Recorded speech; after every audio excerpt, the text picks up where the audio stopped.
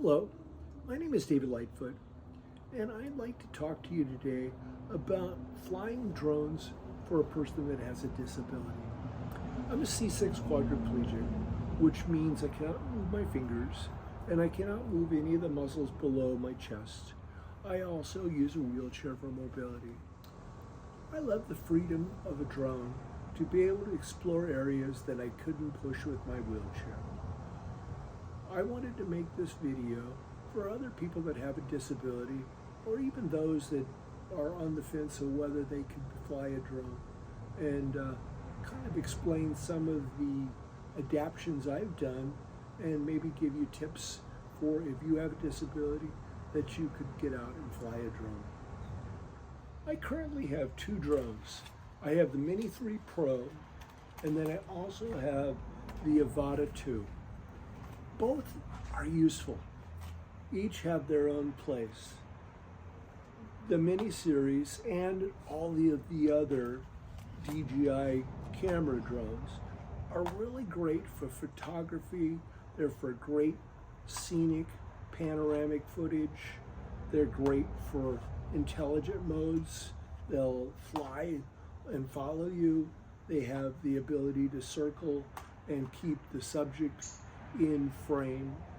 They are really a great drone for the Mini series, are really great for beginners, plus the more advanced ones for professional flyers. Both of these drones have the same camera sensor and so have comparable quality. The Mini series would be better for somebody who wants to do photography. Now, for exploring in close proximity to things, the Avata, you can wear goggles and then you can actually be in the seat of the drone. It's far more immersive, a lot of fun. Okay, for fun factor, the Avata beats the Mini 3, even though the Mini 3 Pro has better all-around function as far as obstacle avoidance and has all of the intelligent flight modes. The Avata is a stripped-down version for FPV flight. Okay, when I say FPV, I mean first-person view, which means you're wearing goggles and then you're actually in the driver's seat. With the Mini 3, you look at a remote controller. So both are useful. I'm going to focus today on the Avata. It's too much information to cover both in one video. So this video today is going to describe the Avata and the adaptations that I've done to make it more wheelchair user friendly. So this is the case that comes with the combination pack. If you're a quad, you recognize the little rings to be able to open and close zippers easier. At the top of the package is places to put all of your cords, all of the devices, the goggles, the power pack, the controller, and the drone all fit snugly and safely inside of the pack. If you're going to buy the Avata 2, I would seriously think about buying the combo because you get the 2 extra batteries, the case, and the charging hub, which makes it a lot nicer. Also, if you're going to invest this much money into a product, buy the insurance. Accidents happen. You drop it into a lake. You crash into a tree and break the frame. The insurance is really good, and so for just a small payment of the insurance and a deductible usually, you can get a brand new drone. So these are the goggles that come with the Avata 2. They have the ability to flip up your antennas to get better range.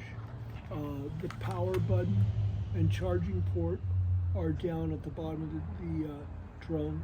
Like other DJI products, turn it on, you press and hold, and then it will power up.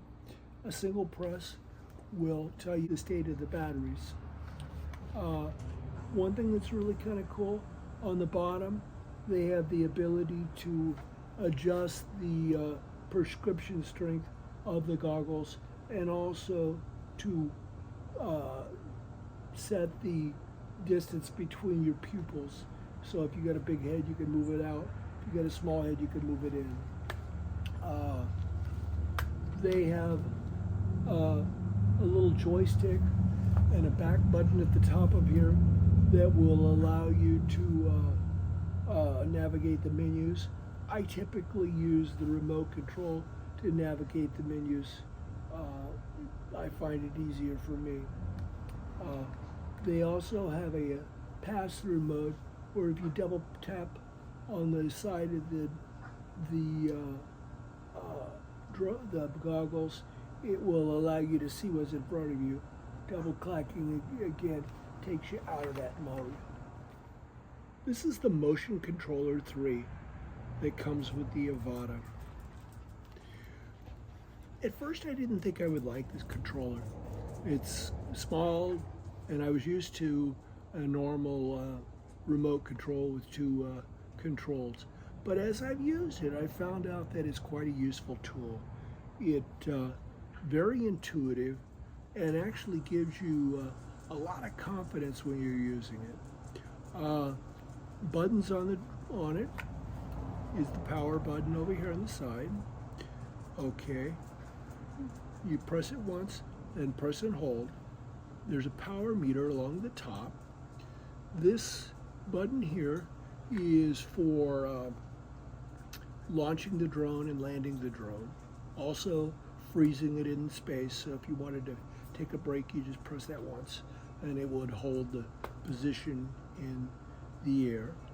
Okay, there's this button here, controls the speed of the drone, whether you want to be in normal mode or sport mode. There is a third mode, which the drone comes out of the box with, is beginner mode. And beginner mode is really useful when you first start using the drone. It's in that is default, and it allows you to learn how to fly the drone in like close proximity. I went out in my backyard and I just did laps around my backyard through narrow gaps, and also don't be afraid to go back to beginner mode once you get good if you're going through a tight area that you want some finesse. The other day I went and flew down this creek bed, and I didn't want to go blazing through the creek for fear of hitting a branch and losing my drone.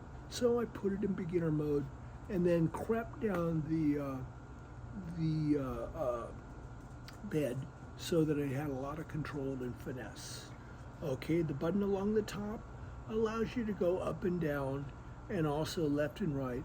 And it's also used for a series of acrobatic modes. You can flip the drone forward and back, or side, or left and right. You also can do a kind of neat go and slide backwards and continue on. I haven't played with that a lot, to be honest with you. On this side is an adjustment for the gimbal, which allows you to look down and look up. But what I found is just leaning the remote control forward and back also lowers and raises the gimbal. And I really haven't had to have very much need for that. Button on this side here will start and stop the video. What I've done is, in the controls, you can get your drone to automatically start recording as soon as you leave the ground, and then it will shut off when you hit the ground. So I usually just I set that as default, and then I don't have to worry about missing footage that I would normally have. Now, I'm a quadriplegic. I cannot move my fingers. So the way I do the drone is I brace it firmly on my leg, okay? And what I found is small moves, so forward, back, will raise and lower the drone. left and right. We'll turn it left and right. And what I found is really finesse moves. A lot of people I see holding the drone, the handle out in front of them, make herky-jerky moves. Finesse is good. Go very gently. So this is the throttle. You can go backwards. I would caution you going backwards. Every time I've ever wrecked a drone, it's backing into something and not seeing it.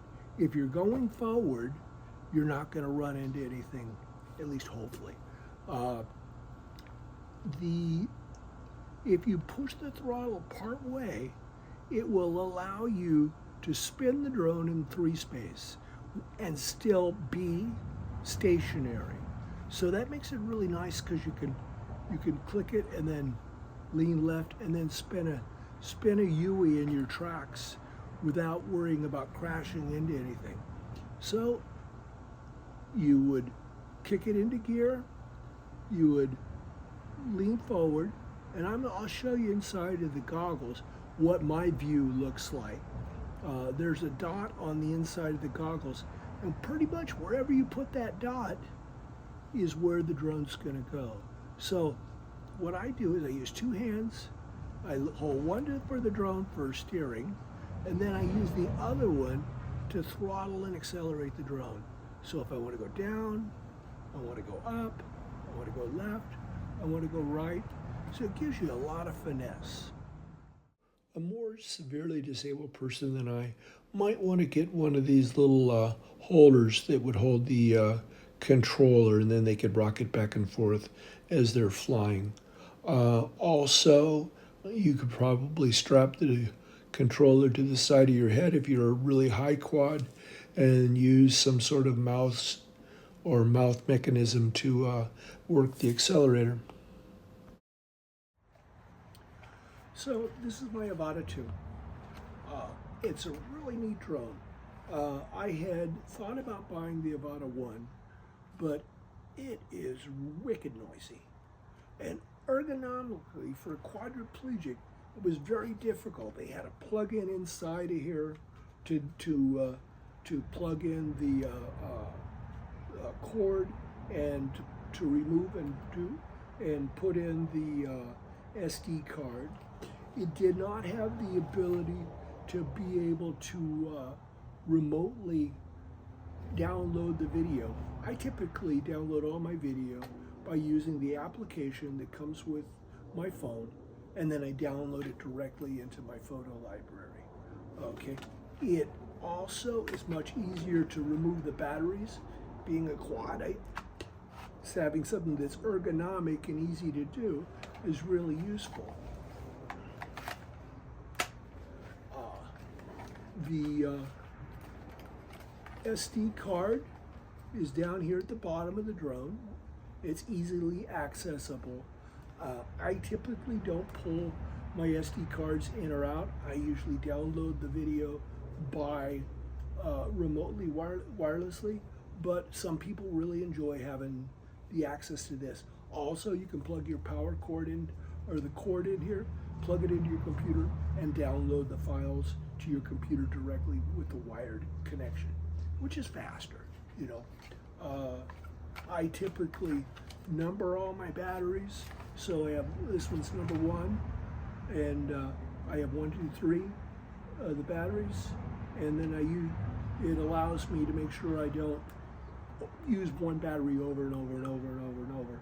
You know, I know, okay, this time I've been run 1, the next time I use 2, next time I hit 3, charge them, start with 1 again, and go for it. Got your power indicator here. Press it once, it tells you how much power you have in the battery. Press it once, then press and hold, and it will start the drone, go into its diagnostics mode. I typically leave my cover on until I'm ready to fly. Then I pop it off, set it on the ground. This drone is really great for, I mean, you feel really confident flying it right by yourself and landing it right next to your wheelchair, so you don't have to go any distance away. To turn it off, press the button once, press and hold, and it powers down. Quiet, you can use this drone around people without having so much problems, but I'm always trying to be really respectful and not fly when there's a lot of people around. I typically usually try to go, if I'm going to the park, I'll go on a weekday. I won't be out there on the weekends when there's a lot of people around. I typically like to, I really enjoy making historic videos. I use drone footage along with old photographs, and then make history videos of my own community. And then I do park tours and entertaining stuff like that. So that's the Avata. So when I got the goggles on, this is my view. If you see the little round circle in the middle of the screen, that's where the drone is going to be going. It makes it really intuitive, and you feel like you have a lot of control.